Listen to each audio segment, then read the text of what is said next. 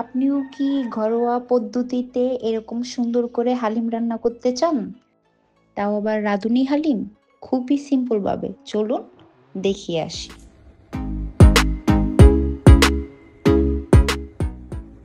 আসসালামু আলাইকুম। এটা হচ্ছে রাঁধুনির গুঁড়া মশলা। এটা হচ্ছে গরুর মাংস। আমি ধুয়ে ছোট ছোট পিস করে কেটে নিয়েছি যেন তাড়াতাড়ি সিদ্ধ হয়ে যায়। এটা হচ্ছে পেঁয়াজ কুচি, কাঁচামরিচ, আর এটা হচ্ছে আদা অ্যান্ড রসুন। আর গরম পানি করে ফুটিয়ে পানি আমি রাঁধুনি হালিমটা ভিজিয়ে নিয়েছি তাড়াতাড়ি সিদ্ধ হওয়ার জন্য। এটা ঢেকে রেখে দিয়েছি। আমি এখন 1 কাপ তেল দিয়ে দিচ্ছি। আপনারা পরিমাণ মতো তেল দিয়ে দিবেন, আপনাদের যতটুকু লাগে, কারণ আমি তেলটা বেশি দিয়েছি। আমি 1 প্যাকেট নিয়েছি, পুরোটা হালিম নিয়েছি।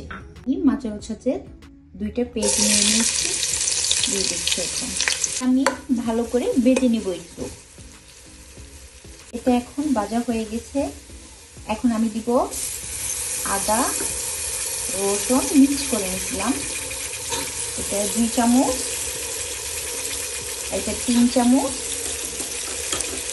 আমি পুরোটাই দিয়ে দিব। আপনারা পরিমাণ মতো দিতে পারেন, আপনাদের যতটুকু লাগবে আপনারা ততটুকু পরিমাণ মতো দেন। আমার যতটুকু লাগতো আমি ততটুকু বাটিতে নিয়ে নিয়েছিলাম, কারণ আমি পুরো 1 প্যাকেট হালিম রান্না করব, এর জন্য আমার পরিমাণ মতো দরকার। আপনারা 1 প্যাকেট রান্না করেন, 1/2 প্যাকেট রান্না করেন, আপনারা আপনাদের পরিমাণ মতো নিয়ে নেবেন। আমি এখন মশলাটা সুন্দর করে ভেজে নিব। আপনারা মশলাটা যত ভাজবেন, যত কষাবেন, আর আপনারা যদি ঝাল খান, যেভাবে ঝালটা খাবেন সেভাবে দিবেন। ঝাল বেশি খেলে ঝাল দিবেন, ঝাল কম খেলে ঝাল দিবেন।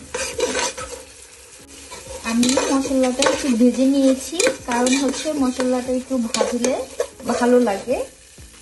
আমি এখন একটু মরিচের ফাঁকি দিব, কারণ আমরা ঝাল তেমন খাই না।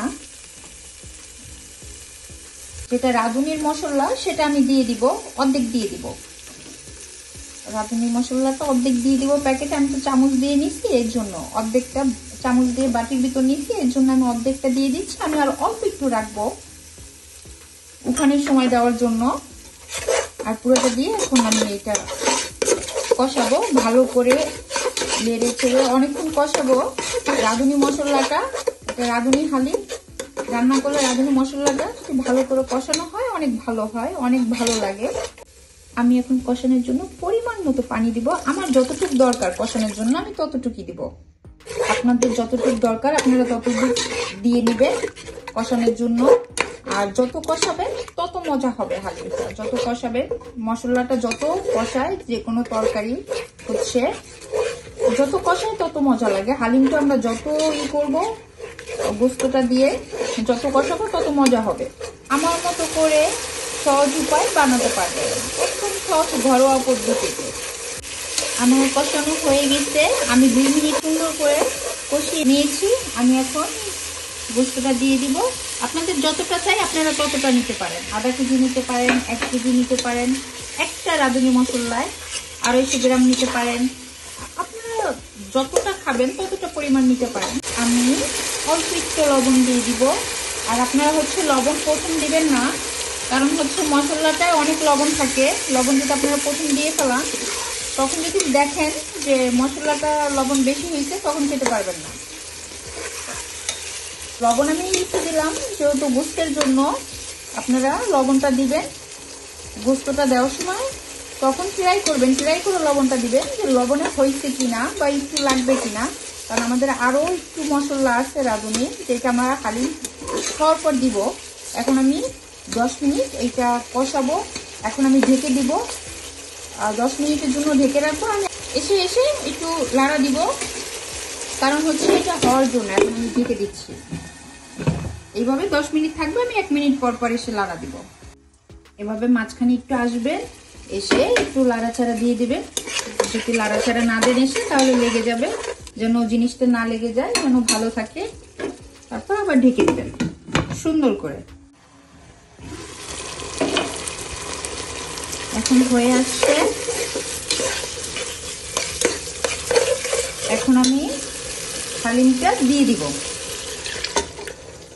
হালিমটা সুন্দর করে সবটুকু দিয়ে দিব। হালিমটা দিয়ে দিয়েছি। এখন আমি একটু লাড়াচাড়া দিব। ঢেকে রাখবেন না, তাহলে কিন্তু লেগে যাবে। আমি সামান্য কিছু ঢেকে আমি উঠাই ফেলছি, কারণ আমার পানিটা গরম ছিল, এর জন্য অলরেডি ফুটে গেছে। বাট আপনারা ঢেকে রাখবেন না, ঢেকে রাখলে নিচে লেগে যেতে পারে। পানি দেওয়ার পর লাগতে থাকবেন, যতক্ষণ না হচ্ছে হালিম ততক্ষণ লাগতে থাকবেন, কারণ হচ্ছে যদি না লাড়েন হালিমটা নিচে লেগে যাবে, পাতিলের ভিতর লেগে গেলে উঠবে না। আমি এখনো লাগতেছি, কারণ আমি যদি লাড়া বন্ধ করে দেই তাহলে এটা লেগে যাবে। আমারটা প্রায় হয়ে গেছে, কাছাকাছি চলে আসছে। আমি এখন এটা না হওয়া পর্যন্ত এইভাবে লাড়বো।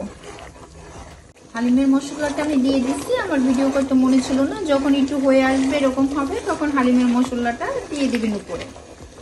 উঠানের আগে দিলে হয়, উপরে অল্প করে উঠানের আগে দিয়ে লাড়াচাড়া দিয়ে উঠিয়ে নেবেন।